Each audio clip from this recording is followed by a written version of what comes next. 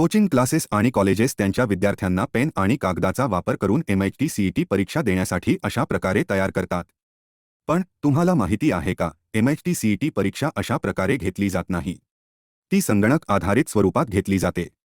बहुतेक विद्यार्थ्यांनी यापूर्वी कधीही संगणक आधारित परीक्षेला बसलेले नाही. शिक्षकांनी, कॉलेजने किंवा कोचिंग क्लासने त्यांना कधीही संगणक आधारित परीक्षेसाठी तयार केले नाही. परीक्षा सुरू झाल्यानंतर विद्यार्थ्यांना आयुष्यात पहिल्यांदाच परीक्षा हॉलमध्ये संगणक इंटरफेसचा अनुभव येतो. इथे वेळेचे व्यवस्थापन, प्रश्नांमधील नेव्हिगेशन आणि उत्तर देण्याची पद्धत सर्व काही बदलले असतात. हे पाहून बरेच विद्यार्थी गोंधळून जातात. तुमच्या मुलाला अशा परिस्थितीत टाकू नका. पाठशाला.com वर आजच तुमच्या मुलाला सराव करायला लावा.